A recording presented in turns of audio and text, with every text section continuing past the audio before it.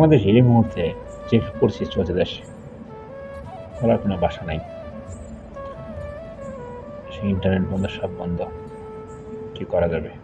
এর কারণে মনে করেন দেশে বাড়িতে কথা বলা যাচ্ছে না, যোগাযোগ বন্ধ।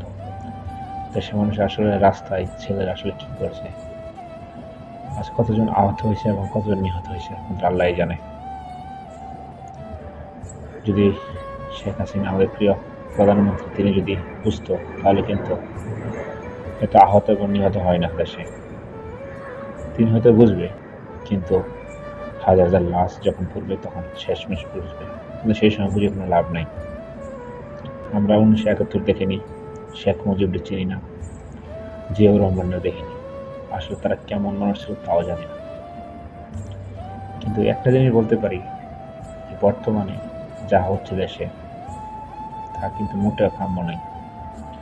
দেশ লুটে পুটে খাচ্ছে, দেশে কোনো নির্বাচন হয় না, যে যেরকম পারতেছে লুটে পুটে খাইতেছে।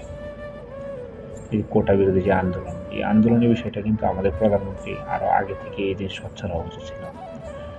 এই জিনিসটা তিনি বুঝতো, তিনি তো খামখেয়ালি করে ওই দিন একটা ভাষণ দিল যে যারা এরকম ধরনের আন্দোলন করেন তারা কিন্তু রাজাকারের বাচ্চা। কিন্তু এসব ধরনের কথা বলে তিনি একজন শেখ মুজিবুরের মেয়ে, তিনি এরকম ধরনের কথা বলে তার মুখে মানায় না। কালকে রাত থেকে বাংলাদেশে এখন কোনো ধরনের যোগাযোগ হইতেছে না। জানি না দেশে কি পরিস্থিতি, সেই পরিস্থিতি যত লক্ষ লক্ষ প্রবাসী আছে বিদেশে, সবার মনে কিন্তু এখনো অনেক কষ্ট যে আসলে দেশে কি হচ্ছে, রাস্তায় কি হচ্ছে, কতজন মারা গেল, আমরা কিন্তু কেউ জানি না।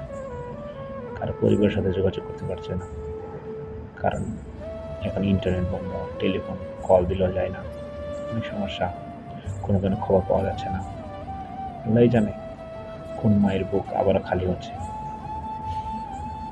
তো জানি না সামনে ভবিষ্যৎ কি হবে, দেশটা কিভাবে চলবে, কিন্তু দেশের যে বর্তমান পরিস্থিতি, এটা কিন্তু আসলে ঠিক হওয়া উচিত।